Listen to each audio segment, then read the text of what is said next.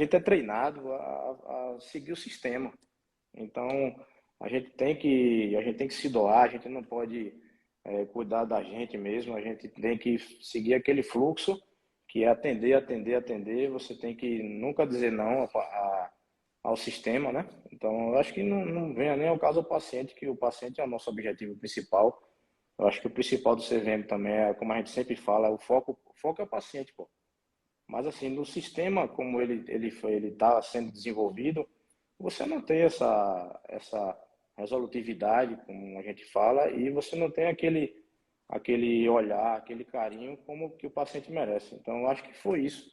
A gente vai se acostumando com aquele ritmo de viajar. Então, assim, eu cheguei a atender aqui, sim, em várias cidades, pô, a cidade até 900 quilômetros, ida e de volta.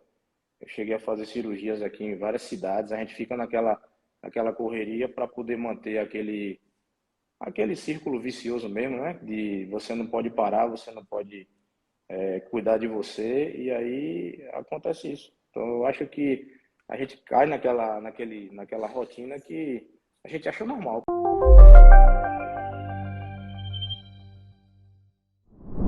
Eu sou Raigram Monte, oftalmologista, sou filho de oftalmologista, então sou filho também de uma psicóloga, e sou alagoano, de Maceió, e hoje eu resido na Chapada Diamantina. Então eu estou aqui em Itaberaba, que fica na Chapada Diamantina, e exerço oftalmologia aqui na região. Sou aluno da turma 7, então acho que a gente já vai fazer agora, se eu não me engano, 2 anos de CVM, certo? Então entrei graças ao meu amigo Gui, que é um amigo de infância aí que também já teve a oportunidade de fazer live aqui com a gente. E também estou participando da mentoria a partir desse ano, de janeiro. E é isso. Então vamos para cima aí, vamos bater esse bate-papo. Eu acho que é para inspirar realmente os colegas. Eu acho que o mais importante aqui, Cid, não é a questão de valores e questão de rendimento. Então, assim, se o colega pensar em entrar em relação a isso, desista, cara. Então, eu acho que eu pensei bastante hoje. É uma mudança de vida, mudança de você ter conforto, cara. Então, eu acho que a mudança na minha vida foi em relação a eu poder viver a medicina como exercer como a gente sempre quis e sempre sonhou. Vamos começar por aí então. Me fala um pouquinho como é que estava lá 2 anos atrás, antes de conhecer o CVM, como era que estava essa rotina? Quando você conheceu a gente, como era que estava lá? Fala um pouquinho do antes. Bom, na verdade, eu entrei no CVM na pandemia, né? Eu acho que a grande maioria também ingressou que eu acho que a pandemia foi o divisor de águas para a medicina. Então todo mundo parou, lockdown, então a gente teve que se reinventar. Eu acho que o médico que não se reinventou, ele não é médico mais. Então assim, a gente estava sem paciente e a pandemia, então a maioria dos convênios, os convênios é aquela rotina, aquele círculo vicioso que você sempre fala, né? E a gente não estava tendo. Eu decidi colocar máscara em mim. Então, uma das colocações que você fala desde o princípio é você colocar máscara. Então, a gente não é super-homem. Então, eu sempre fui criado, Sidney, para ser o super-homem, pô. Então, não sei quando você decidiu ser médico. Eu acho que é uma pergunta engraçada também. Mas eu decidi ser médico com 10 anos, pô.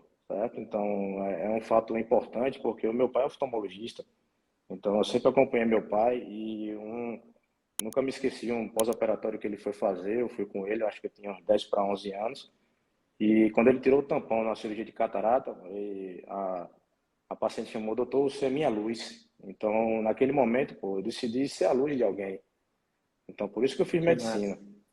E eu costumo brincar que eu acho que o CVM, pô, existia antigamente. Então, meu pai acho que foi o primeiro a exercer o CVM. Por isso que eu fiz medicina. Porque meu pai, até hoje, pô, meu pai tem 81 anos, ele atende no consultório, e ele nunca atendeu convênio, cara. Olha que massa, cara. Então, eu fiz medicina por quê? Porque eu via meu pai só trabalhava de segunda a sexta, meu pai não dava plantão, meu pai não trabalhava sábados. Então, meu pai já exercia o CVM, pô. Então, por isso que eu fiz Já. medicina. Ele era tranquilo, ele tinha a vida tranquila, ele tinha o consultório particular dele, ele tinha consulta para 2, 3 meses. Então, eu analisando hoje, levantando isso, para a gente bater esse papo hoje, que eu acho que é importante, principalmente para os colegas com um pouquinho mais de idade. Eu estou com até a minha barba que já está branca aqui. Eu tenho 42 anos, não estou tão avançado na idade, mas eu acho que tem colegas aqui que estão assistindo a gente, e tem colegas também lá no nosso grupo, que eu acho que pode ter vivido essa época. Então é importante a gente relatar isso. E uma coisa que me tocou no começo também é aquela pergunta: você está realizando a medicina que você sonhou? Então, na verdade, eu não estava exercendo a medicina que eu me inspirei para seguir os passos de meu pai, entendeu, Cid? Então, isso é um Aí, Gran, fator. Uhum.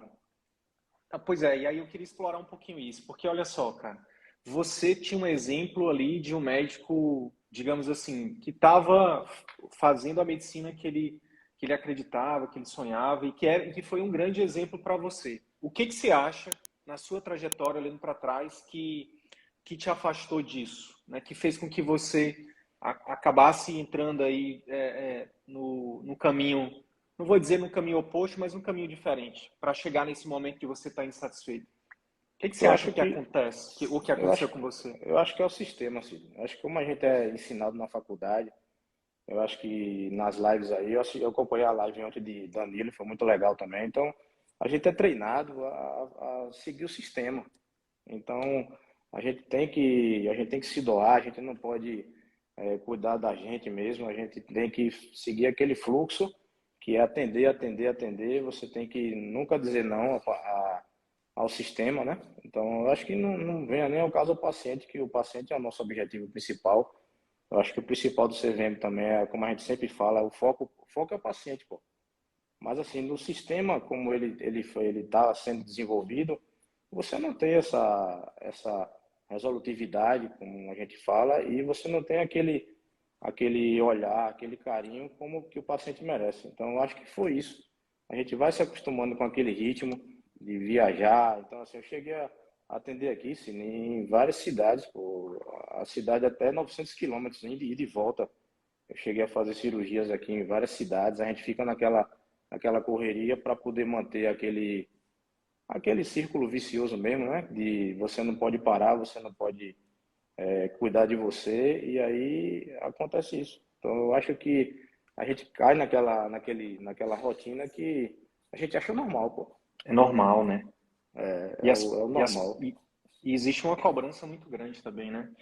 E, cara, se eu te perguntasse assim, olhando para trás, Regran, você saberia me dizer alguma coisa específica, assim, tipo, aconteceu alguma coisa, teve alguma coisa que teve o dia do basta, ou teve algum caso específico, teve alguma situação específica? O Danilo ontem falou que foi o casamento, né? Eu casei, Na verdade, mas eu já tenho um filho de 20 anos, então eu tive filho na faculdade, que é um ponto importante também na minha vida, entendeu? E agradeço. amadureceu cedo.